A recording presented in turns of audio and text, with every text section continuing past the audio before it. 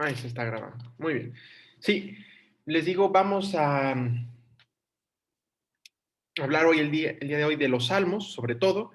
Vamos a hablar pues de la literatura poética y de la literatura lírica, que es lo mismo, que pues generalmente se incluye en la literatura sapiencial, ¿no? Va dentro de ella, porque al final esos libros que nosotros llamamos sapienciales, que vimos el taller pasado, si recuerdan, que son el libro de los proverbios, el libro de la sabiduría, el libro del eclesiastés, del eclesiástico, el libro de Job, que llamamos siempre, pues en sí mismos los llamamos sapienciales, ¿no? Pues en general los libros también son muy poéticos, ¿no? El libro de Job es muy poético, el libro de Job, los diálogos que tiene con sus amigos que vienen a aconsejarlo, que vienen después le empiezan a sugerir qué clase de pecado puede haber cometido, después tiene un diálogo con un cuarto personaje muy interesante. Bueno, todo eso pues se desarrolla en una forma muy poética. ¿No? Además, la cuestión de la poesía es latente, es muy viva en otras partes de la Biblia, ¿no? Hay cantos, no solamente en los salmos, en el cantar de los cantares, en el libro de las lamentaciones, ¿no? También hay cantos, y ya les había dicho si han estado presentes en charlas anteriores, que, por ejemplo, los cantos del capítulo 15 del Éxodo, después de la liberación de Egipto, después de cruzar el Mar Rojo, pues tenemos un canto de Moisés, tenemos el canto de su hermana María, en el capítulo quinto de los jueces tenemos el canto de Débora, ¿m? Y vaya, ¿no? El tema de el, una forma cantada, una forma poética, ¿no? Concretamente, pues es muy antigua en Oriente Medio para exaltar, para adorar, para comunicarse con la divinidad, especialmente en una dimensión cultural. Eso es muy importante, ¿no? Siempre relacionado al culto. Pero realmente el tema de los cantos, de los himnos, también himnos es un nombre importante, pues también no se queda limitado a los libros del Antiguo Testamento. Evidentemente los salmos son la poesía, los himnos, la oración por excelencia del Antiguo Testamento. Lo es, sí lo es. ¿No? Pero pues hay himnos también, les digo, en el Antiguo Testamento, en el libro de Isaías hay varios cantos, ¿no? Los cantos del siervo de Yahvé, ¿no? El siervo doliente, ¿no? Los profetas encontramos siempre muchos cantos, ¿no? En las tradiciones proféticas de los libros proféticos es común. Esto lo digo como preámbulo para ser conscientes de que la literatura, el género poético, estos géneros literarios, podríamos decir, y en un sentido, pues, para un estudio crítico, pues no se queda encerrado nada más en los salmos. Además, dentro de los salmos, pues hay mucha variedad de salmos. En el Nuevo Testamento también encontramos himnos. El Padre Nuestro puede considerarse un himno, ¿no? Un salmo, ¿no? Es prácticamente lo que es una súplica, es oración, es comunicación con Dios, petición a Dios, ¿no? Es un elemento importantísimo, por ejemplo, en los salmos, ¿no? La súplica, la petición, danos hoy nuestro pan de cada día, perdónanos, ¿no? Todo eso. Muy importante en San Pablo, ¿no? En la carta a los Corintios, en Filipenses, en Romanos, encontramos himnos, ¿no? Siempre, bueno, el Apocalipsis es un libro muy litúrgico, ¿no? Encontramos siempre ya himnos, cantos, literatura poética en forma general, para expresar la fe. Eso es importantísimo, importantísimo. El día de hoy no va a haber así una presentación, vamos a ir viendo algo sobre los salmos, esencialmente, que es lo que quiero que veamos hoy. Estaba pensando ya no incluirlo en este bloque, empezar hoy a hablar del Nuevo Testamento, pero yo creo que sí es importante, ¿no? Que es importante porque al final hay un punto importantísimo. El libro de los Salmos es el libro más largo de toda la Sagrada Escritura. hay 150 salmos, 150 salmos que se leen en la liturgia de la Iglesia Católica todos los días. Se leen en la liturgia de las horas.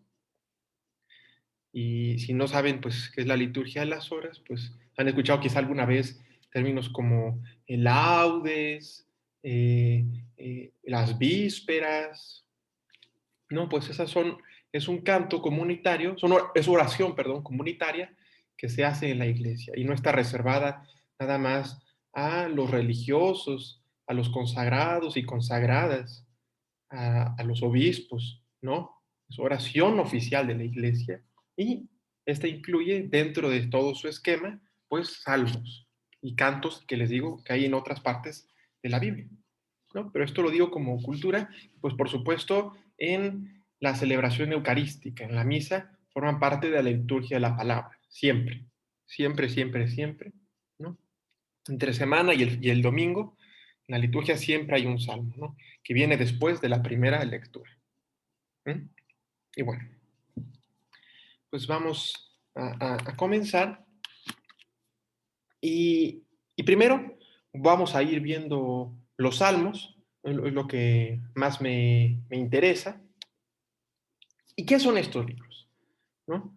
Los salmos son la oración de Israel.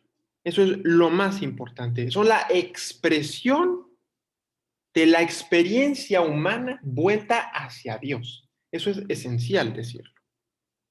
Son expresión de la vida de un pueblo seducido por Dios. Es un punto esencial.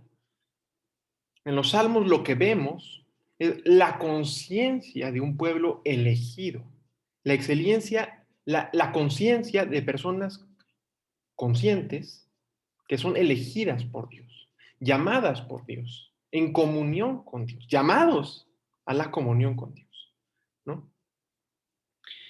Y bueno, ¿no? Por eso esta cuestión, ¿no? Aquí yo tengo algunos apuntes que estaré viendo, pero no los tengo así ordenados en una presentación.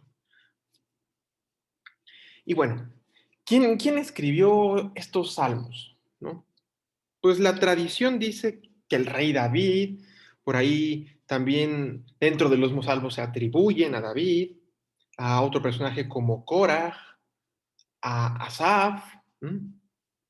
Pero esto solo es una cuestión realmente convencional, ¿no? Realmente los compositores de estos salmos, ¿m? Es una serie de autores anónimos a lo largo de un periodo considerablemente largo. Realmente los salmos no se escribieron, no es una colección de libros que se constituyó en una tarde, en unas semanas, ¿no?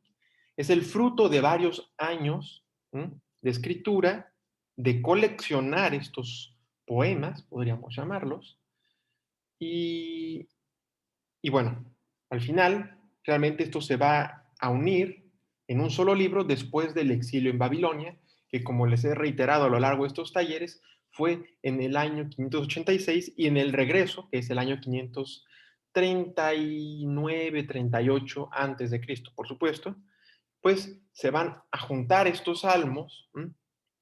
Y pues se van a empezar a usar sobre todo para el culto, de forma comunitaria. Eso es muy importante. Eso quiere decir que datarlos uno por uno es una tarea prácticamente imposible, ¿m? Prácticamente, digo, para no decir que absolutamente imposible, pero es muy arriesgada también, ¿no? Querer dar a veces una fecha y quererse casar con que esa es, pues vaya, es algo poco, poco concreto, ¿m?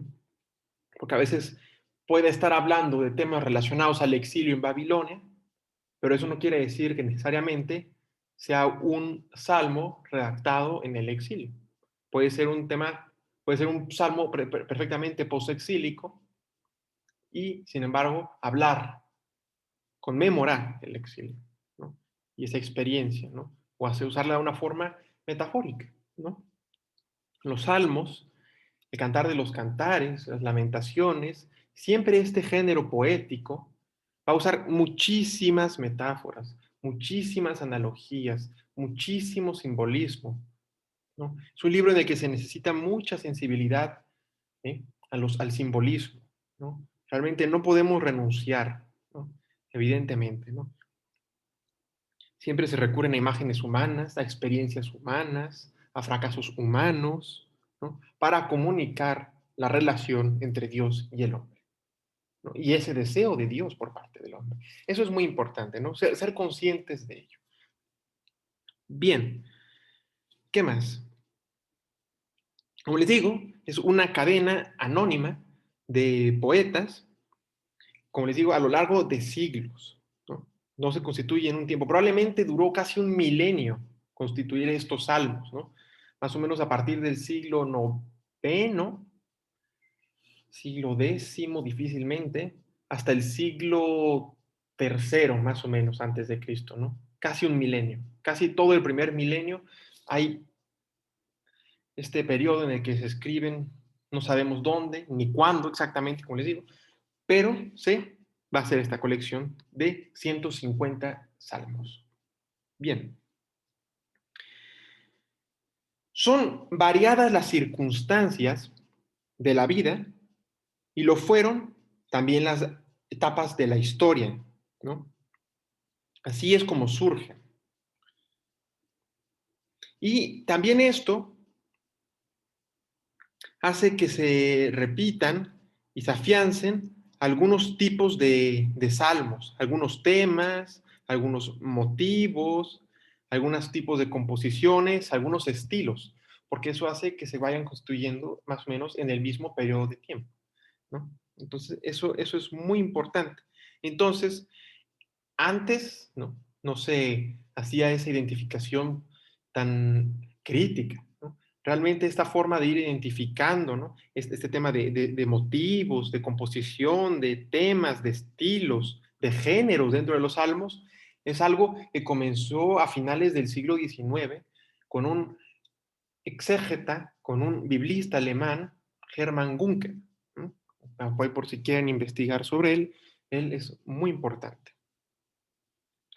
Bien, encontramos entre estos salmos himnos que cantan la alabanza y suelen ser comunitarios, ¿no? Eso es muy, muy importante. Y su tema esencial son las acciones que Dios tiene desde la creación y a lo largo de la historia humana. Eso es muy importante, ¿no? Algo que se va a exaltar en estos himnos es la creación. Hay salmos que nos remontan a la creación y, sobre todo, esta cuestión, la historia. Y aquí hay algo importantísimo, ¿no? y que se va a plasmar en los salmos. ¿Por qué escriben, por ejemplo, los israelitas libros históricos? ¿Por qué escriben ellos historia? ¿Por qué están los libros de la Samuel, los libros de Josué, de jueces, de Samuel, de los reyes? ¿No? ¿Por qué están las crónicas? ¿Por qué están los libros de los macabeos?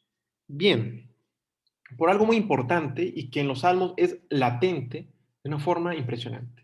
Porque Dios habla en la historia. La historia es el lugar predilecto del encuentro con Dios. De hecho, y esto es importante, nosotros cuando queremos saber y hacer un discernimiento, podríamos llamarlo así, de cómo Dios habla en nuestra vida, cómo Dios busca comunicarse con nosotros, tenemos que hacer una lectura de nuestra historia, de nuestra vida personal, ¿no? Realmente, si Dios habla en la historia, yo no puedo identificar a veces, ¿no? Pues ese hablar de Dios, ¿no? A veces tengo que detenerme, sentarme, silencio, tengo que estar en silencio y pensar, ¿sí? Y esto es muy importante, ¿no? Que el salmista va a reflexionar muchas veces sobre su pecado, ¿no? Sobre cómo quiere volver a la comunión con Dios, o sobre cómo la comunidad ha perdido la comunión con Dios, ¿no? Y hay que hacer una lectura, hay que hacer una interpretación de la historia. Eso es importantísimo, ¿no? Y bueno, muy cerca están también las acciones de gracias por beneficios personales o colectivos, ¿no? Las acciones de gracias son muy importantes en los salmos, ¿no? La salud recobrada, la inocencia reivindicada, una victoria conseguida, las cosechas del campo, importantísimo, ¿no? Al final las cosechas tienen una dimensión cultural, sobre todo en la fiesta del Shavuot. Fiesta del Shavuot es la fiesta de las primicias judías, ¿no? En la que se ofrecen panes a Dios, ¿no? Que es el fruto del trigo, ¿no? El fruto de la siembra, de la cosecha, concretamente. Eso es muy interesante, ¿no? Entonces, pues siempre la relación del campo con Dios es fundamental, porque de esto vive esta gente principalmente, del campo, ¿no? Por eso ya cuando hablábamos de los profetas, ¿no? Estos libros proféticos, pues hablábamos siempre de la relación del campo con la idolatría, con la apostasía, con adorar a otros dioses, ¿no? Como Baal, ¿no? Y Astarte y dioses cananeos tienen que ver con el campo. Entonces el tema del campo es importante, ¿sí? En los salmos. También, aquí hay que decir un punto muy importante, es que hay súplica. Y la súplica brota de la necesidad humana, que es tan variada de temas como lo son las necesidades del individuo y de esta comunitaria, ¿no? En las que hay estos himnos suplicantes, ¿no? Como les digo. Y el orante motiva su petición como para convencer y mover a Dios, ¿no? Que al final nosotros es lo que buscamos muchas veces y a veces confundimos, ¿no? Realmente nosotros en esta oración que vemos en los salmos, hay una súplica, ¿sí? Hay una petición para mover a Dios, pero realmente no es un control remoto, ¿no? Y hay que tener esto muy claro, ¿no? Que nuestra petición es importante, no para que se haga siempre lo que nosotros pedimos, ¿no? Sino que tenemos que llegar a un punto, ¿no? En el que podamos ser conscientes de qué es lo que ya tenemos. Porque a veces hay que ver un poco más allá, ¿no? Y ahorita al respecto de este tema de petición, de ser conscientes de lo que ya tenemos, de escuchar la voz de Dios que actúa, sobre nuestras peticiones, voy a hablar ahorita en un momentito, sobre algunos puntos, algunos conceptos importantes dentro de los salmos, ¿no? Muy bien. ¿Qué más tengo por aquí? ¿Y qué más? De la súplica se desprende a veces también el acto, más bien, debe desprenderse siempre el acto de la confianza, ¿no? Realmente, y fíjate, esto es muy importante, si yo solo pido, hay petición y súplica porque tengo una necesidad, hay enfermedad, esto que les decía, ¿no? Eh, de un tema de enfermedad, ¿no? Que se recobra, de la dignidad. Pues si yo tengo esa necesidad y hago una petición para recobrar eso que yo necesito, pues también aquí tiene que haber un acto de confianza, un acto de fe. Porque si yo me quedo nada más en la petición, pues es probable que si no veo una acción, me desmotive, ¿no? Y crea que todo es producto, y hay una gran desventura, ¿no? Pero no, tiene que haber siempre un acto de confianza. Y esto es esencial en los salmos. Muy bien. También los salmos reales se ocupan de diversos aspectos que llegan a componer, mm, pues por ejemplo, imágenes del rey, ¿no? Por ejemplo, nos habla de batallas, de administración de la justicia. El tema de la justicia es elemental en los salmos, ¿no? Y en la literatura sapiencial, sobre todo en los libros de los proverbios. Al final el libro de los proverbios termina siendo muy poético, ¿no? Pero siempre la administración de la justicia es importantísimo, ¿no? Y en eso tiene que ver cuando se hablan de conceptos como salvación, ¿no? Etcétera, ¿no? Se habla de bodas, de coronación, de elección de dinastías, y hay un momento en el que estos salmos empiezan a cargarse de una expectación mesiánica, ¿no? Esto es muy importante, el tema de la expectación mesiánica, ¿no?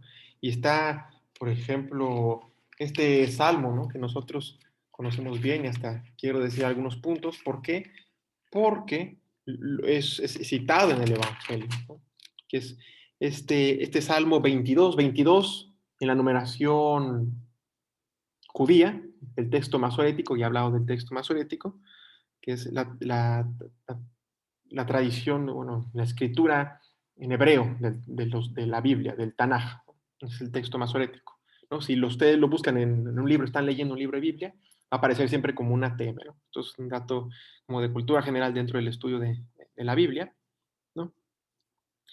Y es este salmo, ¿no? Dios mío, ¿por qué me has abandonado? ¿Por qué estás ajeno a mi grito, al rugido de mis palabras? Y es muy interesante, ¿no? Es muy interesante porque es el salmo que dice Jesús en la crucifixión, ¿no? En el Evangelio de Marcos y de Mateo. Y es una lamentación individual, ¿no? Dramática, y bueno, ¿no? Esta es una lectura que se hace en un sentido muy mesiánico en la interpretación de los autores del Nuevo Testamento. Pero bueno, ese es un tema, ¿no? Y hay de hecho por ahí en la bibliografía que yo le sugería, un librito, creo, en los cuadernos bíblicos, un libro que se llama Jesús y los Salmos, ¿no? Y ahí habla, por ejemplo, es un librito pequeñito como de 55 páginas, ¿no? Ahí es uno de los cuadernos bíblicos, creo que es el 11 o el 25, por si lo quieren revisar luego. En los cuadernos bíblicos, y aprovecho aquí el comercial, hay 4 cuadernos bíblicos que hablan sobre los salmos. El 11, el 25, el 71 y el 92, ¿no? Por si lo quieren seguir, hay uno que es de cómo orar con los salmos, como les dije al principio los que estaban, pues este elemento importantísimo que ya les comentaba, que se usa siempre en la liturgia, ¿no? Hay un sentido cultural muy importante con los salmos, uno de la relación de Jesús y los salmos, hay otro también de una lectura más crítica, y hay otro, no me acuerdo exactamente de qué, pero les digo, perdón, son 4. ¿Qué más? ¿Qué más podemos decir de los salmos? Hay un tema muy importante también. Los salmos se compusieron para un uso repetido, ¿no? Por eso se usan en la liturgia, en un sentido cultural. Es decir, que no se les agota leerlos, su contenido, con leerlos una sola vez. Y como realidades literarias, quedan disponibles para nuevas significaciones los símbolos que tienen, ¿no? Eso es muy importante. Y esos nunca se agotan. En ese uso repetido que tienen, siempre se descubre un mensaje nuevo. O más bien no nuevo, pero oculto. Termina siendo novedoso para nosotros. Y bueno, los salmos, como les digo, se conservaron a lo largo de mucho tiempo y se conservaron y se coleccionaron. Sobre todo esto, después del regreso del destierro a Babilonia, en el año 539, que ya hemos hablado, son fechas que he repetido mucho, 539, 538, varían los autores con esa fecha, pero es lo mismo. Y tenemos que los salmos se coleccionaron y se juntaron en 5 libros, ¿no? ¿Por qué? Porque al final los salmos terminan siendo una reflexión orante también de la ley. Recordemos que para los judíos lo más importante es la ley de Moisés, ¿no? Los 5 capítulos los 5 libros del Pentateuco, ¿no? Los 5 libros de la Torá, ¿no? Los 5 libros de la ley, entonces se van a juntar en 5 bloques. Y bueno, y ahí por si lo quieren anotar, el primer bloque es desde el Salmo 3 al Salmo 41, es el primer bloque en que están divididos estos 150 salmos. Después tenemos del 42 al 72, del 73 al 89, tenemos del 90 al 106 y del 107 al 150. Entonces, se los repito por si los quieren anotar o por ahí se les pasó. Es el primer libro de los Salmos. Como les digo, son 5 libros, 5 bloques en los que están divididos, en que se dividieron en esa colección antigua.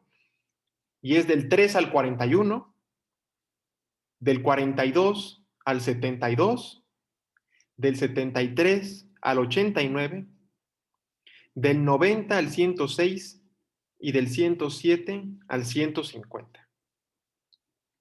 Y también hay un punto muy importante con respecto a los salmos.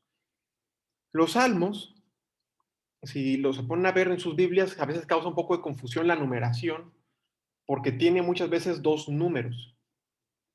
Pero eso no es en todos los salmos. De hecho, aquí tengo un apunte muy bueno que me va a ayudar para decirles con exactitud en donde hay algunas diferencias. Fíjate. Generalmente, y esto pues hay que ver la Biblia, en mi Biblia es de esta forma y según yo es así en todas. Cuando tiene dos números, porque no todos los salmos tienen dos números, ahorita les voy a decir cuáles. Primero tienen el número, la numeración del texto masorético, es decir, del texto hebreo, y entre paréntesis tienen la numeración del texto griego, de la Biblia de los 70, y que es la numeración de la Biblia latina, de la Biblia, de la Vulgata de San Jerónimo, y que es la numeración que se usa en la liturgia, ¿no? Por ejemplo, si ustedes tienen su misal o el libro de la liturgia de las horas, y están numerados los salmos y lo quieren buscar independientemente en su Biblia, lo que hay que buscar es en función del número del paréntesis generalmente. Ese es el número de la tradición griega, ¿no? Porque fue la que se basó mucho también San Jerónimo. Ahí sí es un tema que no conozco bien cómo se eligió eso, pero bueno, del 1 al 8, como ya sabe, la Biblia de los 70 es la Biblia griega, del 1 al 8, los, los salmos en la tradición hebrea y en la tradición eh, griega son iguales. La numeración es la misma del 1 al 8. El problema empieza en el 9 y en el 10. ¿Qué pasa?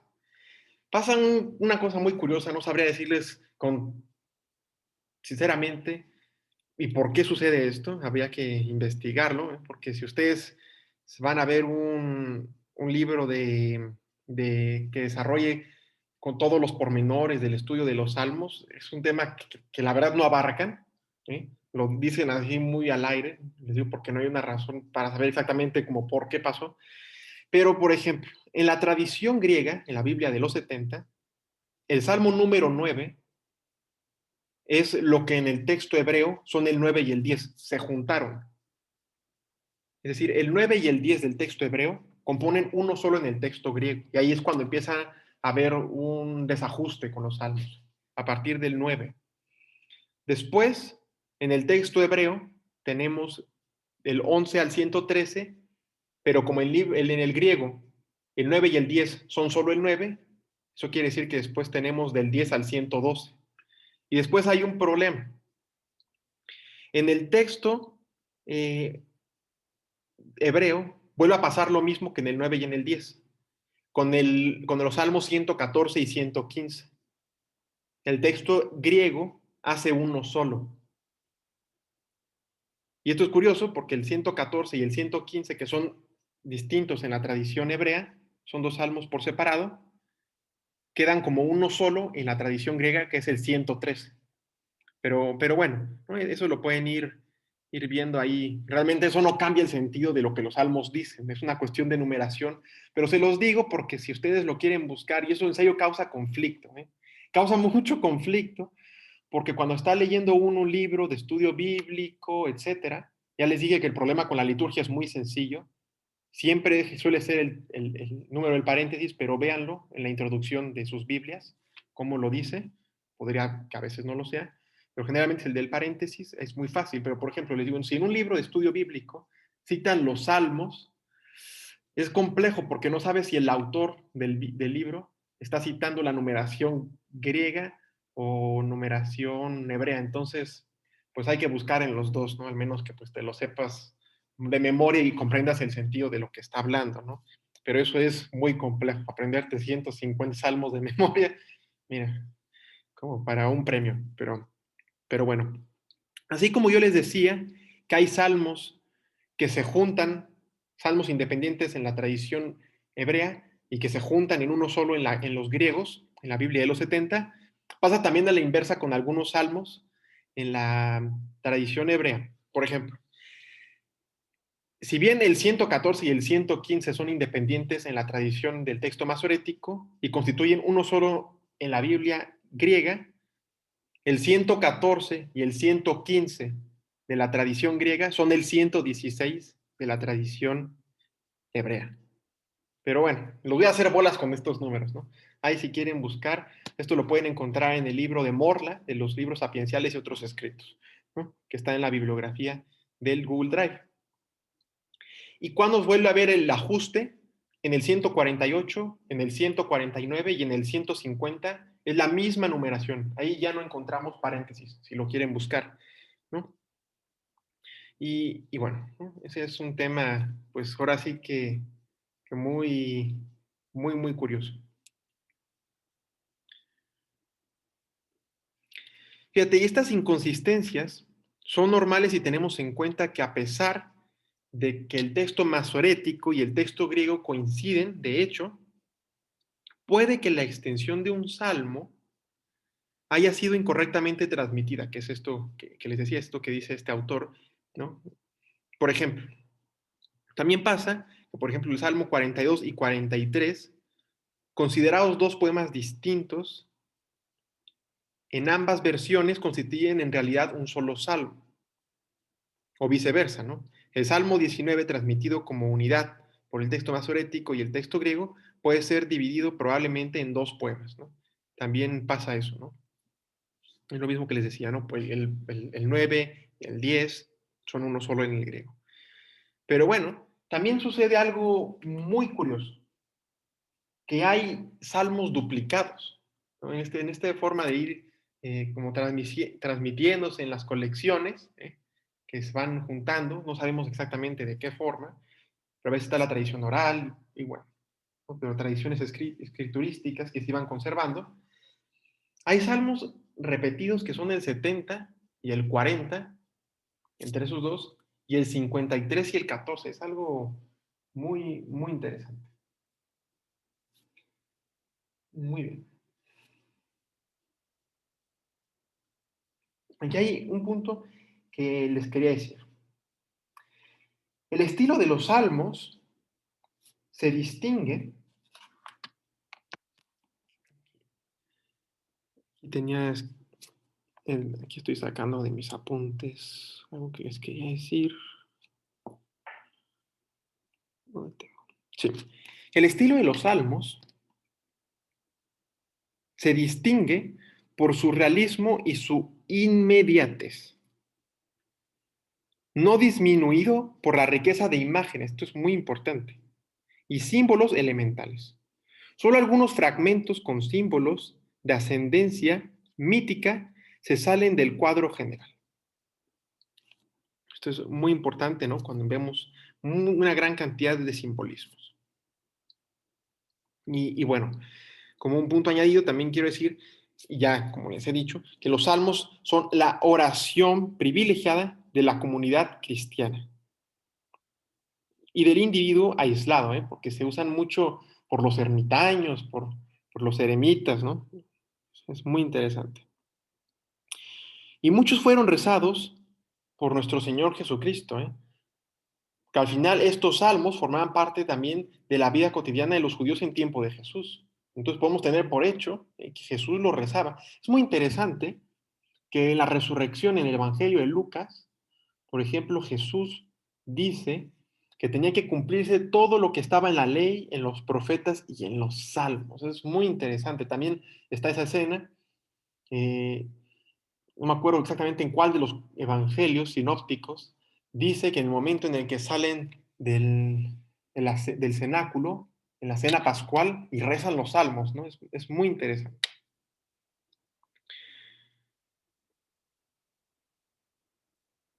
Y pues es Jesús con esto, pues el que les da plenitud a este sentido, ¿no? Como pues lo dice, les digo, este pasaje del capítulo 24 de Lucas, ¿no? De la resurrección. La experiencia de Israel y del hombre pasan por Jesús, por Cristo Jesús. Y debe encontrar de nuevo expresión en estas oraciones. Su lenguaje puede llegar a ser un lenguaje de rezo cristiano y por eso les dio su uso que tiene. El libro de los Salmos es un repertorio que suministra textos para diversas ocasiones y a diversos niveles, y su lectura puede interesar, pero solo ser rezados y serán realmente comprendidos, ¿no? Solo se pueden entender en un sentido de fe. Esto es muy importante en la lectura de los Salmos. Aquí tenía algunos apuntes en mi compu que me parece muy interesante. Y bueno, ¿no? Les he dicho que en los salmos hay himnos, ¿no? Pertenecen pues realmente al género poético, pero ¿qué significa la palabra salmo? Yo creo que esto es interesante. Realmente, ¿qué significa? Viene en realidad del griego salmoi, el salmoi con PS, significa literalmente una canción, ¿eh? Literalmente es lo que significa una canción, un poema, por eso, o como literalmente ponerlo como sinónimo, pero pasa algo curioso, que los salmos se usaban cantados con un instrumento, es lo que sugiere también con el término salmoi, que se usaba un, una cítara, una especie de arpa, ¿no? Como similar a la guitarra, para ser cantados en la comunidad, ¿no? Entonces, por eso siempre pensamos en salmo y pensamos en canto gregoriano y ese tipo de cosas, ¿no? Porque siempre son generalmente cantados. Y esto es importante.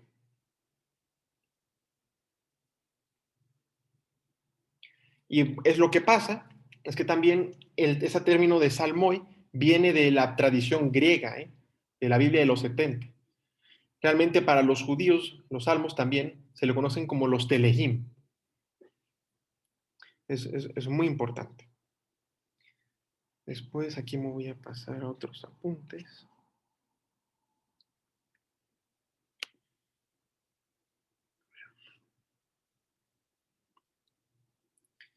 Y bueno, ¿no? Yo algo que quería mencionar dentro de esta charla sobre los salmos es sobre algunos conceptos que son muy importantes dentro de los salmos, ¿no? ¿Cuáles son, por ejemplo, algunas de las palabras más repetidas que se tienen en los salmos, ¿no? Por ejemplo, una de las palabras más utilizadas es la palabra alma, que está 144 veces. Aquí tengo unas tablitas muy interesantes. Tenemos la palabra amor, que aparece 127 veces en los salmos. La palabra amor, en griego, en hebreo se dice gesed, ¿no? De hecho, hay un grupo que se llama así, musical, ¿no? Viene de aquí, gesed, amor. Sobre todo viene como de ese amor misericordia, sobre todo. Porque el amor tiene varias connotaciones y formas de expresarlo en el hebreo, por lo que tengo entendido. Otra muy utilizada en los salmos es la bendición, ¿no? Que es la palabra barak. Es muy interesante. También una de las palabras más usadas es la palabra corazón, lev, corazón.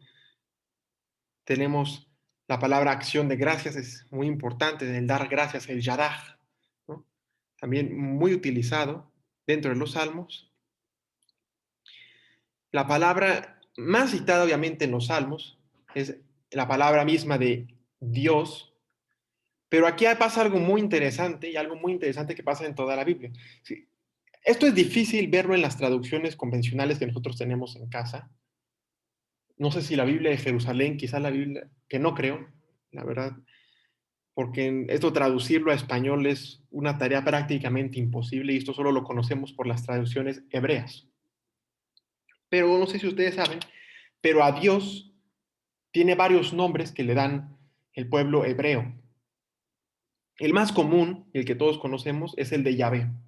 Es el nombre más común para Dios en el Antiguo Testamento y por parte de los judíos. Este aparece en los Salmos 695 veces. Les digo esto, el nombre de Yahvé aparece 695 veces en los Salmos.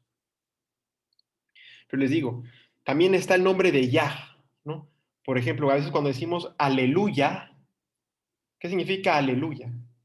Alel, alel significa alabar a Yah, aleluya, alelu significa alabar a Yah. Yah es una versión breve de Yahvé, Yah con H, aleluya, alaben a Yahvé, ¿no? Eso quiere decir, y hay algo muy interesante porque en los últimos 5 salmos, en el 146, 147, 48, 49 y 150, son los salmos de alabanza que rezan, creo que además con una frecuencia muy interesante los judíos. Tengo un amigo judío que le quiero preguntar, porque son salmos que tienen en una parte central en la oración judía en nuestros días todavía, ¿no? Los últimos 5 salmos.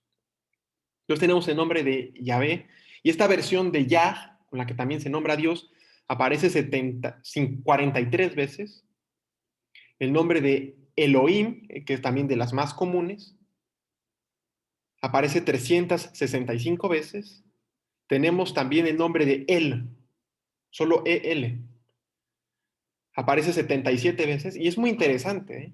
Y aquí les voy a decir como dato curioso. La palabra Él, referirse a Dios como Él, es la misma raíz y la más antigua de la que viene el nombre de Elohim, de la que viene el nombre de Alá. Y es curioso porque Él, referirse a Dios como Él, viene de la forma en la que los cananeos llamaban a un dios cananeo. Y es curioso porque en el panteón cananeo, es decir, panteón significa todos los dioses, pan significa todo, teon es Dios en plural en griego, pues todos los dioses, panteón, por eso, por ejemplo, lo que les decía pan babilonismo, que les decía hace unas sesiones si estuvieron, significa todo es de Babilonia, pan todo de Babilonia, creer que todo proviene de Babilonia, de Mesopotamia, panteísmo, es decir, que todo es Dios. Entonces, cuando escuchen ese prefijo pan, eso es lo que significa, ¿no? Entonces, los doy como dato curioso. Entonces, les digo que en el panteón cananeo, ese nombre de él es un dios cananeo, ¿no? Entonces, aquí es cuando los panbabilonistas toman ese elemento para creer que los israelitas adoraban a un dios cananeo y lo hicieron personal, pero es algo que podemos rechazar con toda certidumbre. Pero es interesante, ¿no? Lo doy como dato curioso. Tenemos también el nombre de Eloah, ¿no? Dentro de los nombres de Dios están estos nombres. Este solo aparece 4 veces. Tenemos también, pero fíjense, tenemos 4 que empiezan de la misma forma: El, Elohim y Eloah. Tenemos el nombre de Adonai. Adonai es lo que nosotros en español decimos Señor, y que en el Señor, Dominus, que en griego se dice Kyrios, ¿no? Muy interesante. También muy usada nosotros en la liturgia, ¿no? El Kyrios, ¿no? El Señor, la forma en la que nos solemos dirigir a Dios. Tenemos también, aquí tenemos una cuarta, el nombre de Elión, es una cuarta con la misma raíz de El, que aparece 21 veces. Y tenemos también el Shaddai. El Shaddai es el Señor de los ejércitos. Es muy interesante, aparece solo 2 veces, pero hay varias formas de referirse a Dios. Fíjate, y aquí te voy a dar un dato muy interesante. El nombre de Yahvé en el Antiguo Testamento aparece 6.828 veces. En los Salmos aparece 698. Eso quiere decir que el 10% de las veces que en el Antiguo Testamento se cita a Yahvé es en los Salmos. Pero no es de sorprendernos, es el libro más largo del Antiguo Testamento. Es una colección muy grande. Y aquí yo quiero decirles cuál es el verbo más importante de la Biblia. Este verbo aparece 1159 veces, 1159 veces en el Antiguo Testamento. Aparece 77 veces en los Salmos. Y hay una vez que se cita en el Deuteronomio, se las voy a decir, así que voy a ir a eso ahorita, para dar la dimensión que tiene en los Salmos. Me parece muy importante.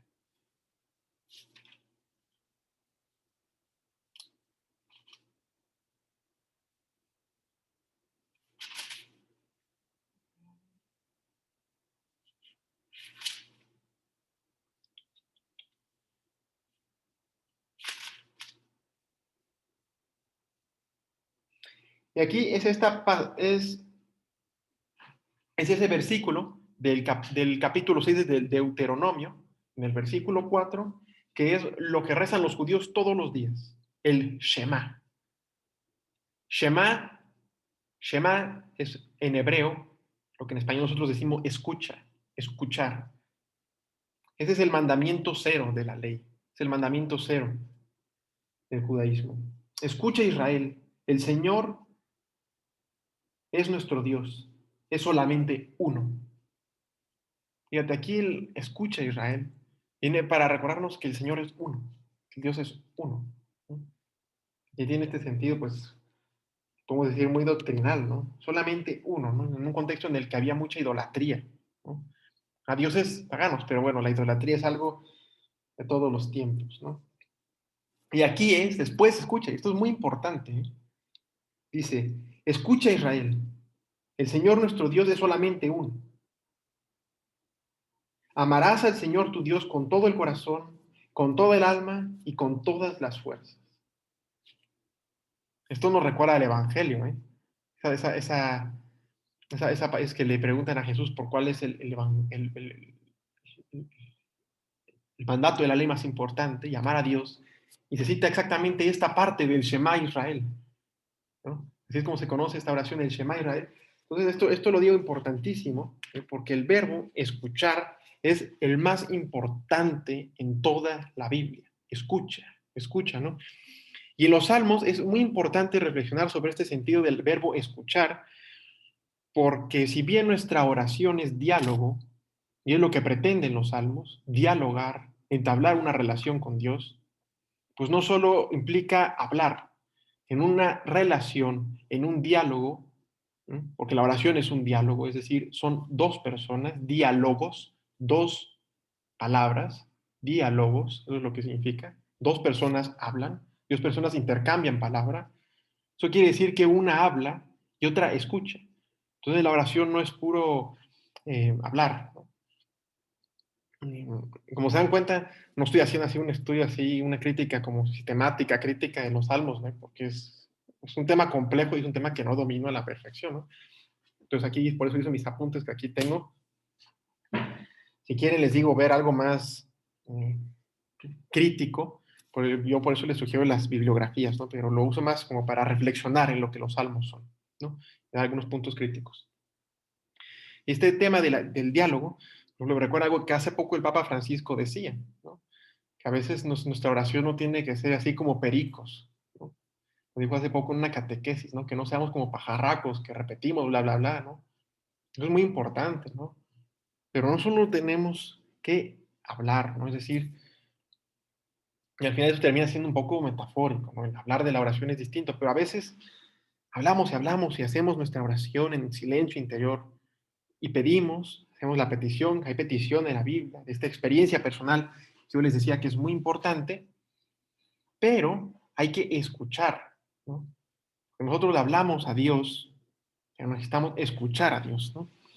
Y bien, el verbo shema, shamar, tiene un sentido fundamentalmente de oír, ¿eh? Pero recordemos que oír, ¿no? Pues es el significado pues, más primario, podemos decir, es decir, percibir un sonido, un ruido, una palabra, diálogos, logos, palabra. Sin embargo, es un sentido más extenso, ¿no? Y el primero tiene que ver, en un sentido más profundo, con escuchar. Shema, escuchar, ¿eh? Quiere decir prestar atención, no es lo mismo que les digo oír, ¿eh? Nosotros realmente oímos todo el tiempo, ¿no? A menos que pues tengamos un problema de sordera de los oídos, pero oímos el aire, oímos cómo tocan una puerta, oímos niños gritar en la calle de los vecinos, oímos ruidos todo el tiempo, ¿no? Que el que está haciendo un ruido en la casa que ya nos desesperó, pero escuchar es distinto. Escuchar también, pues, tiene que ver con oír, pero escuchar tiene con ver, prestar atención. Esto es esencial y esto en los salmos es importantísimo, ¿no? Esta connotación. Prestar atención no, es un sentido más profundo del escuchar, ¿no? Y este puede ser usado como sinónimo de ver, ¿eh? Hay, hay, un, hay una Hay un pasaje en el Eclesiástico que dice, donde faltan los ojos, falta la luz. A mí me parece tremendo, porque también donde faltan la escucha, falta luz. ¿Sí? Sí, donde no prestamos atención, donde no oímos lo que tenemos que oír, donde no somos atentos, realmente no estamos proyectando luz, ¿no? Me parece profundo, ¿eh? Confronta muchísimo. Escuchar tiene que ver con obedecer, ¿no? Esta dimensión que les decía del Shema Israel, escucha Israel, el Señor es solo uno, en lo que dice el Señor de Israel es solo uno, pues tiene que ver con una dimensión de obedecer, ¿no? Porque el reconocer el único Dios y la ley de Dios, la ley de Moisés, el único Dios, pues tiene una dimensión de obediencia. Entonces, escuchar tiene que ver con obediencia, ¿no? Yo pienso, y es un ejemplo bien burdo el que voy a dar, ¿no?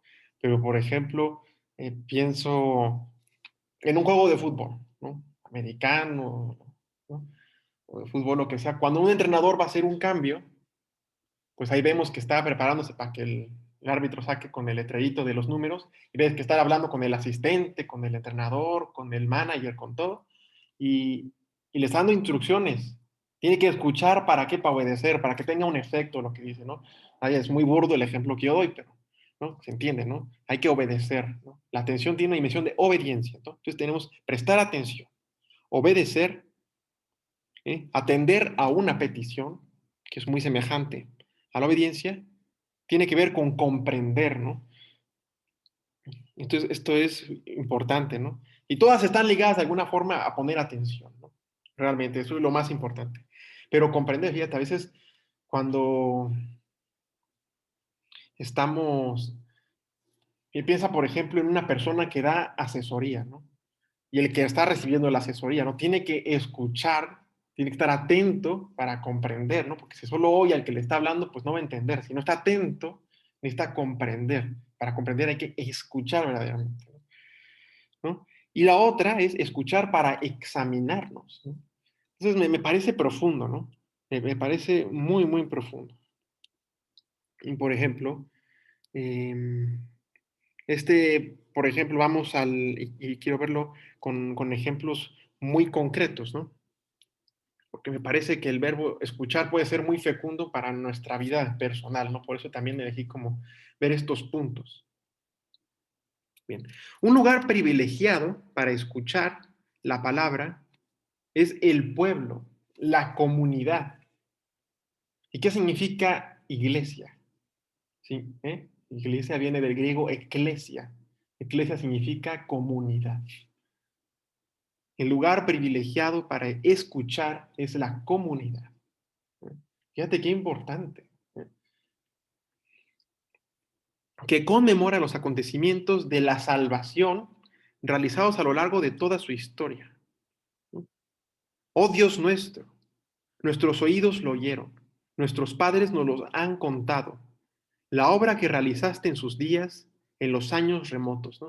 Esto viene del Salmo 44. Oh Dios, nuestros oídos lo oyeron, nuestros padres nos los han contado. Entonces, bueno, esto es desde la perspectiva de la experiencia judía, pero fíjate qué importante es esto, ¿no? Clama a Dios, el salmista, nuestros oídos oyeron, pero después también dice, nuestros padres nos los han contado. Es decir, en la familia es la primera comunidad, ¿no? Y la misma familia aprendemos a escuchar la palabra de Dios, ¿no? Generalmente, pues, podemos pensar la importancia de los padres como figuras de catequistas, ¿no? De transmisión de la fe, que al final es parte de, por ejemplo, cuando se bautizan a los niños pequeños, ¿no? Tratando de reflexionar en un sentido más actual de esto, ¿sí? Está la promesa en el bautismo, que a los niños chiquitos pues, no pueden hacer la promesa bautismal ni hablan, ¿sí? Entonces los papás tienen que hacer la promesa, ¿no? Entonces, ¿dónde se conoce, dónde el niño que crece en la comunidad creyente, dónde empieza a escuchar la palabra? Pues en la casa, en la familia, ¿no? Y pues con los amigos, ¿eh? Que son parte de la comunidad creyente. Por eso la importancia de la iglesia, ¿no? Porque luego se dice, no, es que Dios sí existe, Jesús sí, pero iglesia no. Entonces, esta dimensión es elemental, ¿no? Y además, si hablamos de esta dimensión eclesiológica, vaya término, pero pues vemos que no es una cuestión que se invente en el cristianismo, es parte de una tradición viva, ¿eh?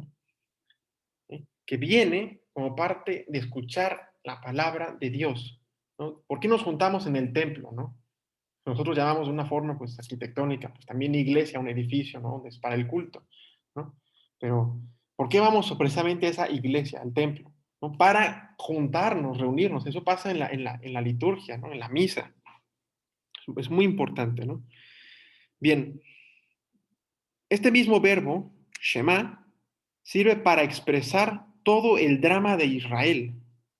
Un Israel rebelde e indócil, incapaz muchas veces de guardar la palabra recibida. Como dice el Salmo 81, pero mi pueblo no escuchó mi voz. Israel no quiso obedecer. Esto es muy importante, ¿no? Aquí ya tenemos dos ejemplos, ¿no? Nuestros padres nos han contado, ¿no? Y aquí tenemos también, pero mi pueblo no escuchó mi voz. Israel no quiso obedecer. Esto lo pone el salmista en palabras de Dios, en boca de Dios, personificándolo, ¿no? Esto pasa muchísimo en la Biblia, ¿no? Se antropomorfiza muchísimo a Dios. Para que Dios pueda hablar humanamente hay que antropomorfizarlo, ¿no? Hay que darle como una apariencia. Por eso a veces pues tratamos de concebir a Dios como un viejito sabio, ¿no? Una imagen pues, muy tierna, muy bonita, pero vaya, ¿no? Nos sobrepasa, ¿no? Y bueno, también tenemos esta otra imagen dentro del mismo salmo, en esta estructura en la que primero Dios recrimina, pero mi pueblo no escuchó mi voz, Israel no quiso obedecer. Después, unos pasajes después, dice, ojalá me escuchase mi pueblo y caminase Israel por mi camino. ¿Eh? Esto es muy importante. La palabra camino también es importantísima en los salmos. De hecho, yo aquí estoy utilizando algunas partes de uno de los cuadernos bíblicos, el 71, que es un diccionario de los salmos. Está padrísimo, a mí me encanta. Y lo quise tomar para esta sesión para reflexionarlo, ¿no? Porque al final, si hacía una presentación, iba a terminar poniendo mucho de esto, ¿no? Quería ver como puntos clave, no quería concentrarme como en temas de géneros, que creo que es un poco más crítico y complejo. Me parece que ir viendo estos puntos y sobre todo, y quería tomar este libro concretamente, porque creo que podemos sacarle mucho, mucho jugo en esta sesión, ¿no? Porque si luego tienen mucho trabajo, tarea, ustedes, cosas de la casa, pues es difícil verlo, ¿no? Pero lo pueden ver más eh, ustedes, ¿no? Por ejemplo, aquí explica todo lo de Adonai, Eliyón, los nombres de Dios, lo va explicando, en qué significa, cómo se usa en los salmos, en la Biblia. Y si quieren saber de esto, porque se le ha dicho que en los salmos hay diferentes formas de nombrar a Dios que en realidad se usan en toda la Biblia. Todos esos nombres que yo les dije, El, Eliyón, Eloá, Adonai, Shaddai, Yahvé, Yah, aparece no solo en los salmos, sino en toda la Biblia. Y, y a mí el que más me gusta, cómo reflexiona sobre esto, es San Isidoro de Sevilla. San Isidoro tiene un libro, ya, si ustedes quieren, mándenme un mensaje y yo se los mando, pero San Isidoro era un obispo español del siglo VI, siglo VII, el último de la línea de los padres de la iglesia latinos, y era uno de los hombres más inteligentes de la antigüedad. Pues, es genial San Isidoro. Tiene un librote así, de puras etimologías, y de etimologías profanas, ¿no? No solo de cosas relacionadas a la religión, ¿no? Y él habla precisamente de los nombres de Dios, ¿no?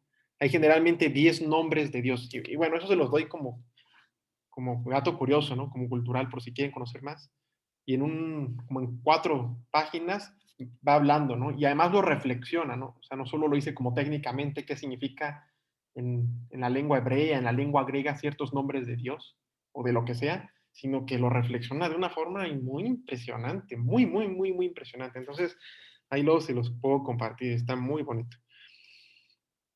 Pero bueno, eh, siguiendo con este verbo Shema, que lo quería reflexionar mucho, también tenemos la expresión, por ejemplo, que Dios no desespera nunca de la vuelta de su pueblo y no cesa de dirigirse la caída con la pregunta, ¿no? Y pregunta también en el Salmo 95, ¿escucharán hoy mi voz? Fíjate la pregunta, ¿no? ¿Hoy escucharás mi voz? Tenemos estas formas distintas y hay que hacer para cada salmo se tiene que hacer un estudio crítico sincrónico. ¿Qué quiere decir eso? Un estudio en sí mismo, de la estructura del salmo, la forma en que usa las palabras, ¿no? Estos son varios salmos, ¿no? Ahorita les he dicho del Salmo 44, ¿no? El Salmo 81, que dice, pero mi pueblo no escuchó mi voz. Ojalá me escuchase mi pueblo y caminase Israel por mis caminos, ¿no? En el Salmo 95, ¿escucharán hoy mi voz? ¿Escucharás hoy mi voz? Esto lo podemos pensar en el sentido más al pie de la letra, no se puede, ¿no? ¿Escucharás mi voz? ¿Harás mi voluntad? ¿Sí? Esta pregunta, ¿no? Que nos hace el salmista poniéndolo en labios de Dios, ¿no? Es tremendo, ¿no? Proclamada y recibida, primero en el seno de la comunidad, la palabra es recogida y profundizada, luego en la escucha individual. Esto es muy importante, ¿no? Y esto tiene que ser importante, por ejemplo, en la liturgia, ¿no? Nosotros escuchamos todos el Salmo, bueno, no solo el Salmo, ¿no? La palabra son todos los textos que componen la Sagrada Escritura, ¿no? En la primera lectura sería esencial, sería muy bueno, que así como la leemos en comunidad, nos interpela a todos, ¿no? Por eso sería importante en una comunidad, ¿no? Porque a veces, si no nos hacemos parte de la comunidad aquí, y esto pasa, es difícil en México, pero lo que quiero decir, por ejemplo, que la gente que va al templo no siempre es la misma. Hay veces que cada domingo ves gente que nunca antes habías visto en un templo, ¿no? Por ejemplo, luego se ve mucho en las... Y esto es complejo, y yo es algo que, por ejemplo, le admiro brutalmente a los testigos de Jehová, a los pentecostales, a estos cuates que tienen sus iglesias caseras. Y digo, porque no todo es crítica, ¿eh? Hay gente muy dura que nada más los critica, pero ellos son comunidad que cuando leen la palabra de Dios, que es la misma que leemos nosotros, aunque no haya el magisterio, no importa, a mí personalmente eso no es el tema por donde podemos tirar crítica ahorita, pero cuando leen la Biblia ellos, como siempre son los mismos que están reunidos, se conoce la comunidad, lo que escuchan los interpela. Y eso tiene que pasar en nuestras comunidades. Cuando leemos la Biblia en familia, en nuestra comunidad religiosa, con nuestros amigos de la parroquia, del templo, pues tiene que ser una confrontación, directa de la palabra y después profundizar personalmente. Y esto pasa mucho también, por ejemplo, en la Biblia. Dice, Dios ha dicho una cosa y dos cosas que he escuchado, ¿no? Esta profundización que después exige una interpretación y una lectura y una escucha personal, ¿no? Así dice el Salmo 62. Dios ha dicho una cosa y dos cosas que he escuchado. Voy a escuchar lo que dice el Señor, dice el Salmo 85. Voy a escuchar lo que dice el Señor. A mí, lo que me dice a mí, el Señor. Todo el conjunto de la vida creyente puede definirse con esta invocación del Salmo 143. En la mañana, hazme escuchar tu gracia. Fíjate qué bonito, los salmos son muy bonitos. Entonces, podemos contar, ¿no? Digo, esto no es muy bueno, pero fíjate la pregunta que nos hace el Salmo 95. ¿Escucharás hoy mi voz? Y después nosotros podemos responder a esta pregunta con la convicción del Salmo 143. En la mañana, hazme escuchar tu gracia, hazme escuchar tu voz, hazme escuchar tu palabra, ¿no? Entonces, ¿pero qué significa este escuchar, no? Volvemos, ¿no? Es como una reflexión más espiritual lo que estoy haciendo en esta sesión, ¿no? Que en los salmos es inevitable, ¿eh? Hazme escuchar tu palabra, ¿no? Y aquí es algo importante, y esto se lo pueden decir a algún amigo que tengan por ahí. Yo conozco una señora, luego les platico a esta señora. Pero si alguien te dice que escucha su voz y que tuvo apariciones en la noche de destellos de luz en su cuarto, que se le apareció la Virgen y que le dijo cosas, un mensaje divino, o que los pajaritos le hablaron, un mensaje divino, en serio, hay gente que lo dice, ¿no? Hay gente, videos de YouTube, gente que cree que así habla Dios, ¿eh? Eh, y a esa gente la manda un psicólogo inmediatamente, al psiquiatra, ¿no? Le den pastillas para alucinaciones y ese tipo de cosas. Pero, pero bueno, ¿no? ¿De aquí qué quiere decir esto, no? En la mañana hazme escuchar tu gracia. ¿Escucharé hoy mi voz? Si nosotros lo hacemos en una lectura creyente cristiana, en ese sentido profundo que tiene la palabra Shema, ¿eh? Prestar atención, obedecer, atender a una petición, examinar. Es decir, eso implica una dimensión totalmente moral, ¿no? muy moral, ¿no? Nuestras decisiones tienen que configurar en esto, ¿no? Obedezco algo que me cuesta hacer, ¿eh? Lo digo porque a mí a veces me cuesta mucho, ¿no? Y a muchos nos cuesta, ¿no? Tenemos que hacernos esta pregunta, ¿no? ¿Prestarás atención a las necesidades que hay a tu alrededor? ¿Eh? Esto no es solo es agarrar la Biblia y sentarte a leerla un rato, eso no, eso es importante, pero ¿cómo se traduce, no? Eso después, ¿no? Muy bien. La atención a la palabra sigue siendo una empresa arriesgada, interpelante, arrastrando con ella numerosos y muy serios cuestionamientos. Dice el Salmo 81. Escucha, pueblo mío, doy testimonio contra ti. Ojalá me escuchases, Israel. No tendrás un Dios extraño. Fíjate, esto es tremendo, ¿no? Y bueno, si los salmos dejan surgir tantos gritos y llamadas a Dios, es que sus autores y sus usuarios están convencidos de que Dios es por excelencia el que escucha. Fíjate esto, se los voy a repetir.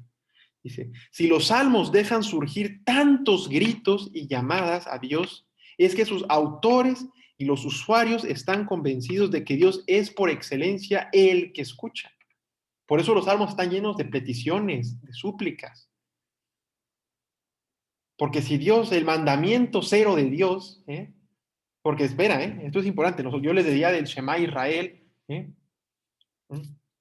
que es parte del discurso, ¿no? Del Deuteronomio, es un libro muy particular.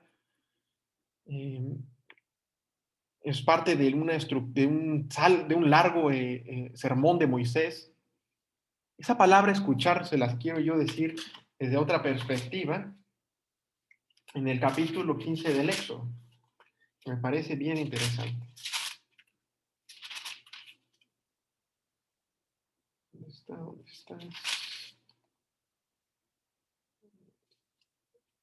Ah, no, es en el capítulo 15.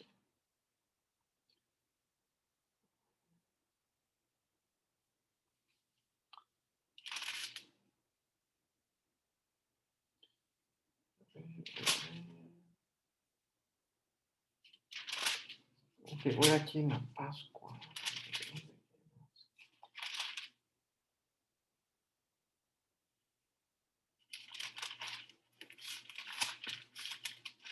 Estoy haciendo una búsqueda. Lo que les quería comentar.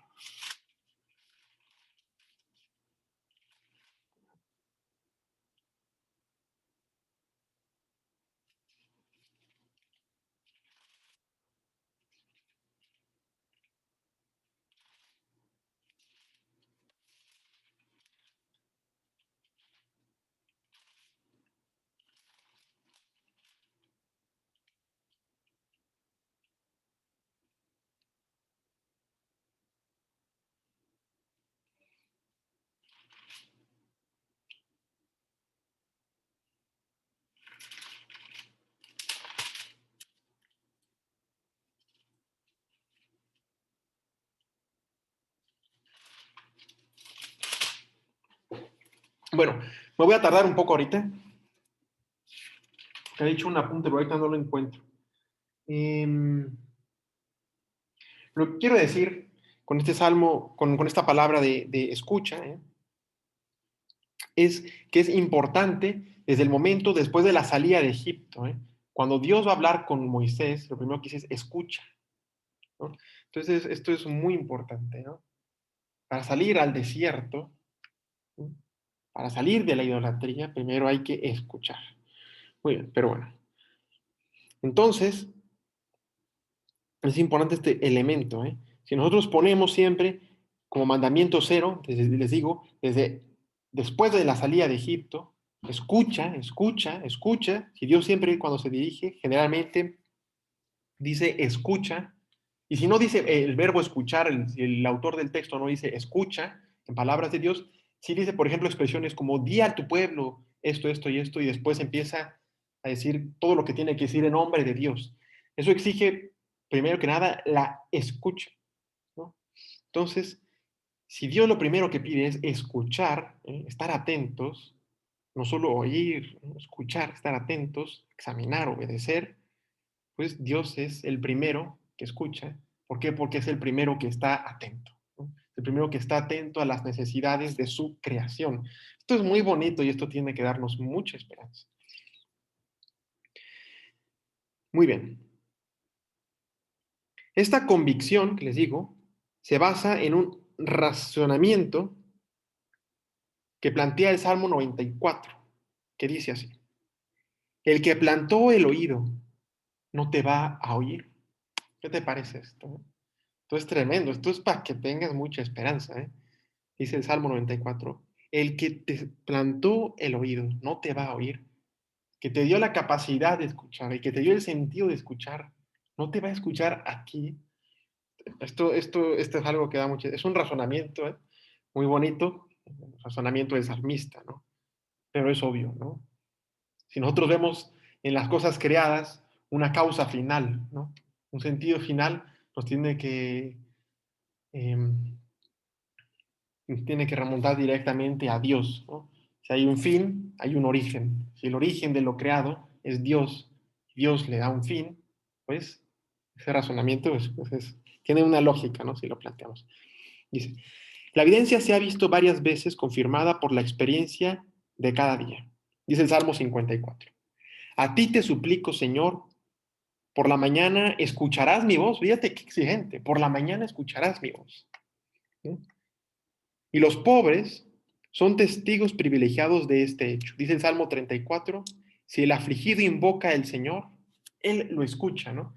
Es común que en la reflexión teológica, vaya, siempre esté esto muy latente, ¿no? El afligido, el pobre, y esto lo vemos, vaya, pues que en los evangelios mismos, y ya lo vamos a ver en el Testamento, esto tiene un matiz muy particular.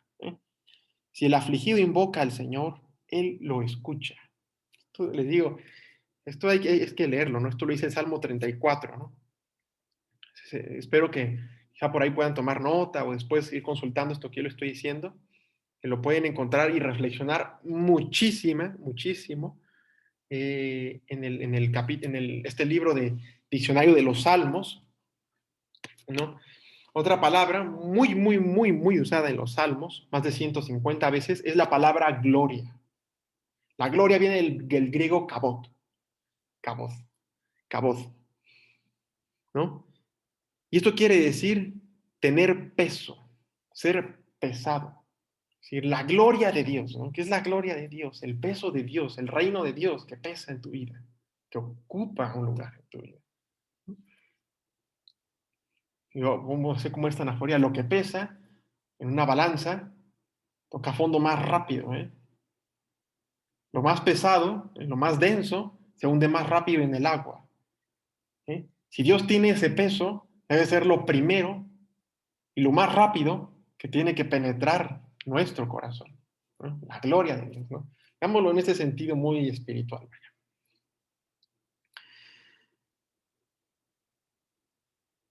Y por ejemplo, hay una expresión en el Salmo 32 que dice, día y noche tu mano pesaba sobre mí.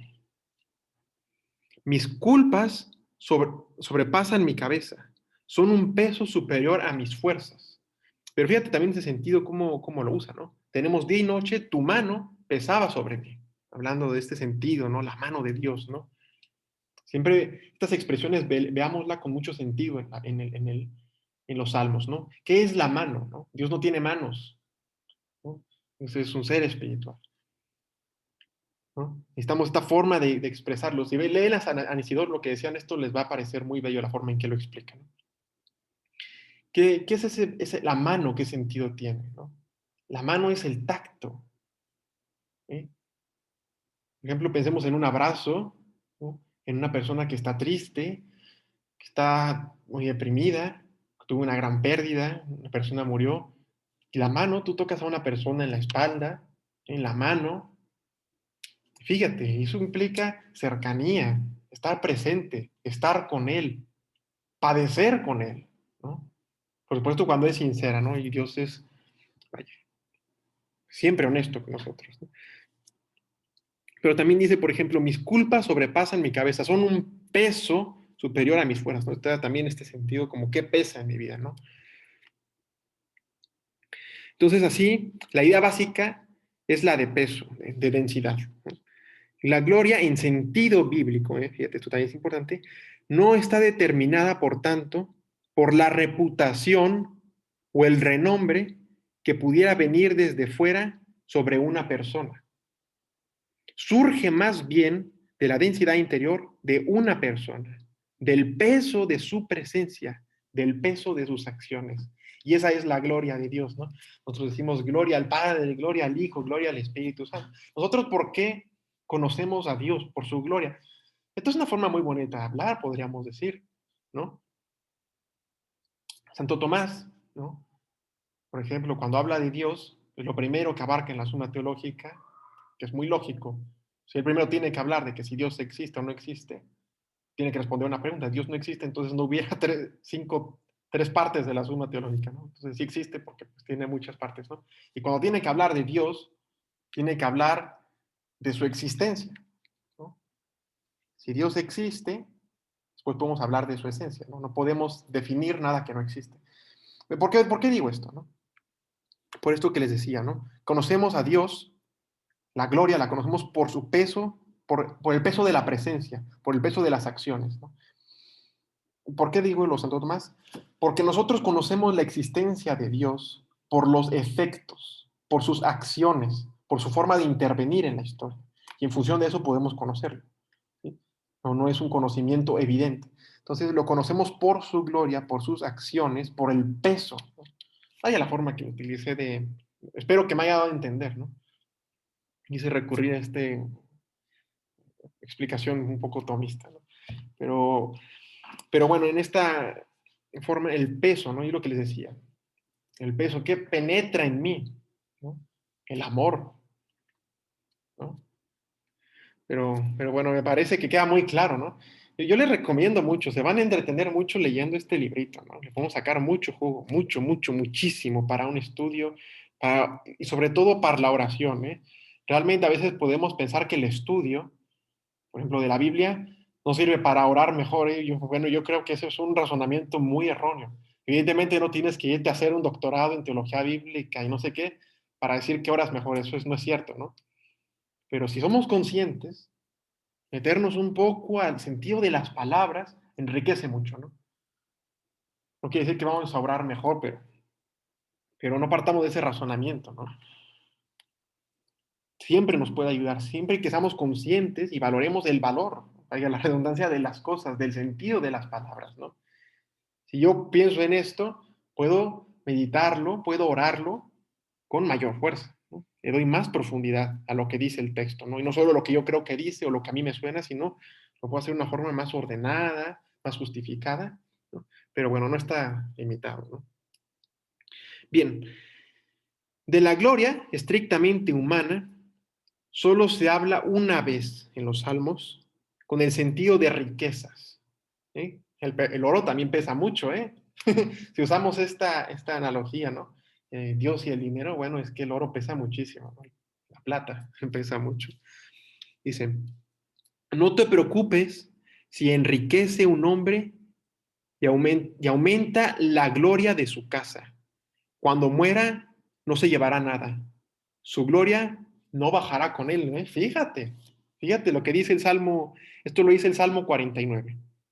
No te preocupes si enriquece un hombre y aumenta su gloria. Cuando muera, no se llevará nada. No se llevará nada porque su gloria no bajará con él. ¿Qué está diciendo esto implícitamente? ¿No? Que el peso, ¿sí?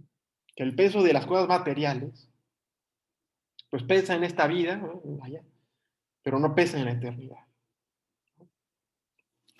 Esto es tremendo, ¿no? El concepto de eternidad no existe en la mente, en la mentalidad judía, ¿eh? Eso, la eternidad, eso es una reflexión muy griega, es una reflexión muy cristiana, utilizando el lenguaje griego, pero ¿no? Realmente hay que remontarnos a estas expresiones, ¿no? Por otra parte, se habla más fácilmente de la gloria que el hombre encuentra en Dios, ¿no? Esto es lo que más se usa en la Biblia, ¿no? En los salmos, ¿no? Tú, Señor, eres mi escudo y mi gloria. Tú mantienes alta mi cabeza, ¿no? Dice gloria, ¿qué pesa en ti? ¿No? ¿Qué es lo que a ti te da peso? Que Dios está presente en tu vida, que Dios está contigo, ¿no? Y son expresiones que se usan muchísimo en la Biblia, yo estoy contigo, ¿no? Así, por ejemplo, le dice Dios a Gedeón, que es un miedoso, ¿no? Cuando tiene que ir a pelear, yo estoy contigo en cada momento. Esa es la gloria de Dios, ¿no? Es muy importante esto, ¿no? Y bueno, ¿no? Eh, Aquí había unos elementos importantes. Porque quería reflexionar precisamente en esas dos palabras. La palabra alabar creo que también es importante. Se usa casi 120 veces en los salmos. Ahorita ya acabamos en 5 minutos. Viene del verbo halal, con H, con doble L, halal. Y es el nombre derivado de Tejilal, alabanza, ¿no? Esto es muy importante, ¿sí? Porque el salterio, los salmos, salterio y salmo es una palabra prácticamente sinónima, ¿eh? Eso les quería decir. A ver, me perdí aquí un poquito. Bien. El salterio, como les digo, es el libro por excelencia de las alabanzas de Dios. Son cantos de alabanza, himnos de alabanza. ¿Qué quiere decir esto? Gritar con gozo, aclamar. Eso significa alabar. En la Biblia, la raíz halal se utiliza a veces a propósito de las buenas cualidades humanas también, ¿eh? Por ejemplo, eso es presente, por ejemplo, en ese pasaje del segundo libro de Samuel que está con el profeta Natán. Aquí les quiero, por ejemplo, para ponerles el ejemplo. Yo, por ejemplo, yo seré para él un padre y él será para mí un hijo. Si se tuerce, lo corregiré con varas y golpes, como lo hacen los hombres, ¿no? Es decir, aquí se utiliza para cualidades humanas, ¿no? Pero bueno, lo pueden ver en otros ejemplos. Bien. Pero la alabanza, ¿no? Estas cualidades, resaltar cualidades, las cuales son aclamadas, se gritan con gozo, son las cualidades de Dios. Por ejemplo, aparecen 23 empleos del estribillo aleluya en los últimos 50 salmos. Del 100 al 150, bueno, 51 en realidad. En la tercera parte de los salmos aparece 23 veces el empleo de la palabra aleluya, que les digo que significa alabar al Señor. ¿Se acuerdan que yo les decía al principio, alel significa alabar, ya termina aleluya, es alabar al Señor, ¿no? Y ahorita precisamente alabar viene del verbo jalel, jalelu, jalelu, ya, alabar al Señor, ¿no? ¿Se fijan cómo en estas etimologías descubrimos muchos sentidos? Es muy interesante, ¿eh? A mí me encantan las etimologías. En serio, hay veces que la etimología no nos da el significado, la connotación más bien, que se le da en la actualidad a una palabra que puede ser de prefijos, de sufijos griegos, árabes, lo que sea muy antigua, pero nos da un sentido muy profundo y un muy primario para entender el sentido de las cosas, ¿no? Y eso en la Biblia es elemental, ¿eh? El estudio de las etimologías, es decir, de la filología, sobre todo, es esencial en la bibliografía, en la Biblia, ¿eh? En el estudio bíblico crítico. La alabanza define en cierto modo el clima de la oración de los salmos. Mientras que otras oraciones son más circunstanciales, la alabanza es de siempre. Por ejemplo, dice el Salmo 34, bendigo al Señor en todo momento, su alabanza está siempre en mi boca. Día tras día te bendeciré y alabaré tu nombre por siempre jamás. 145, el Salmo 145, ¿no? Esta expresión siempre jamás se la pueden tomar en los salmos, en algunos cantos en la Biblia, ¿eh? Siempre jamás se escucha bien raro, pero lo usan algunas traducciones y pues es casi podríamos ocuparlo como para siempre, ¿no? Sin final, casi. No diría que eternamente, eternamente no es una palabra que tenga sinónimos, pero ¿no? Para siempre, ¿no? Siempre jamás, es lo que dice. Dice, por ejemplo, si esto es así, es precisamente porque la alabanza está esencialmente dirigida a Dios. Pues Dios merece ser alabado sencillamente porque es Dios. Dice el Salmo 65. Oh Dios, tú mereces un himno en Sion, ¿no? Lo que está diciendo aquí es que es hermoso alabarlo. Dios por sí mismo, por ser Dios, merece la alabanza, ¿no? Porque es el Señor creador, ¿no? Importantísimo. Grande es el Señor, merece toda alabanza. Es incalculable su grandeza, ¿no? Aquí lo que nos está diciendo, la razón por la cual es alabado, ¿no? Grande es su grandeza, ¿no? Con eso justifica parte de la alabanza, ¿no? Dice el Salmo 106, aleluya, dad gracias al Señor porque es bueno, porque es eterna su misericordia. ¿Quién dirá las hazañas del Señor? ¿Quién cantará sus alabanzas? Entonces, esto es importantísimo. ¿Cuáles son cantar sus alabanzas? ¿Quién proclamará su misericordia? ¿No? Lo que quiere decir aquí, porque las alabanzas es aclamar cualidades. ¿No? No solo es aclamar el nombre, ¿no? El nombre tiene efectos, ¿no? El nombre aclamado Dios, es decir, aclamamos el nombre de Dios, no tengo que decir Dios, Dios, en todo el tiempo, ¿no? ¿No? Sino el efecto de creer en Dios al que alabo, ¿no? Entonces esto tiene una dimensión pues muy práctica, ¿no? Pero no quiero ser como imitarlos, ¿eh? A que ser muy pragmáticos, ¿no? De querer hacer todo eso. Eso también tiene un sentido contemplativo, es decir, una transformación que tiene que ser esencialmente interior, ¿no? Finalmente, lo que expresamos en las acciones son lo que hay dentro, ¿no? Eh,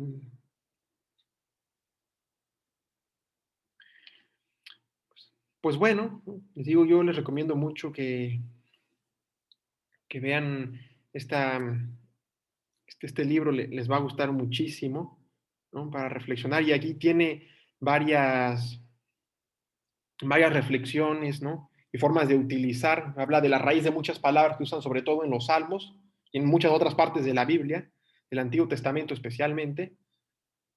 Más bien, nada más del Antiguo Testamento. Habla, de, por ejemplo, el alma, ¿no? El alma, ¿no? El amor, el camino, buscar, ¿no?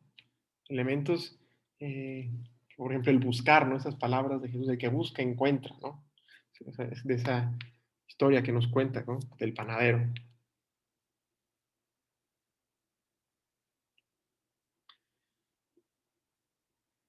Uh -huh.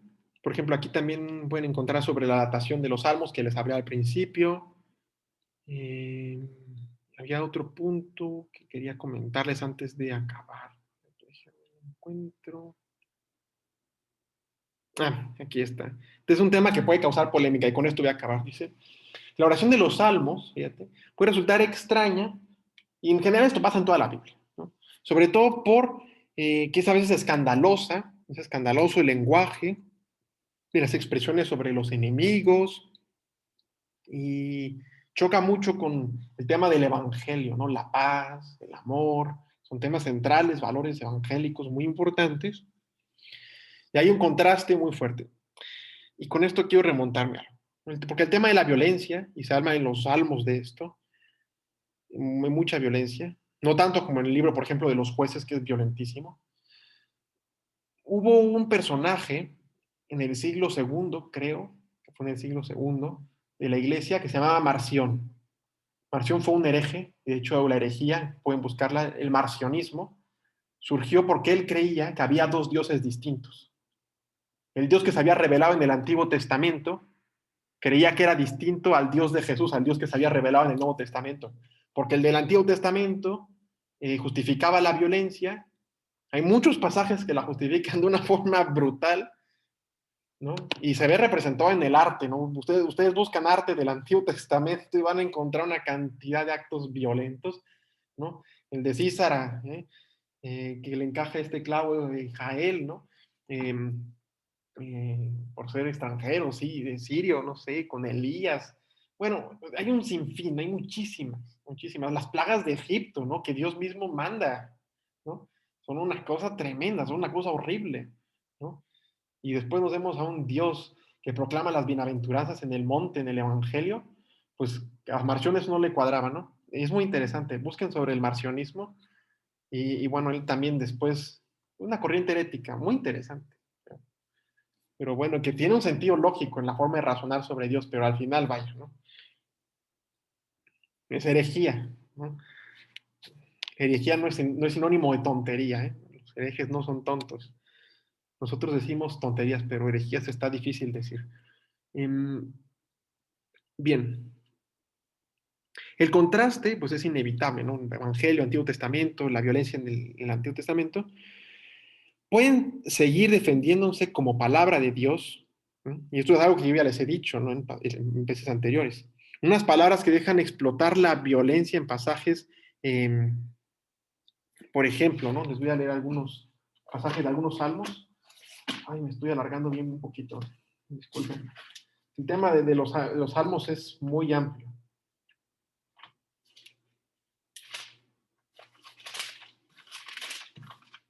Pero, por ejemplo, en el Salmo 5 tenemos una expresión como esta. Castígalos, oh Dios, que fracasen en sus planes. Es algo que alguien le pide a Dios. Por sus muchos crímenes, expúlsalos, porque se han rebelado contra ti, ¿no? Es decir, es una teología que se maneja mucho en el Antiguo Testamento, que el malo es castigado y el bueno es premiado, ¿no? Esto se menciona muchísimo con el tema de la justicia, que es muy importante en los Salmos, que ya les había dicho en la sesión pasada, elemental en el libro del Eclesiástico, en el libro de los Proverbios y en el libro de Job tiene un boom, ¿eh?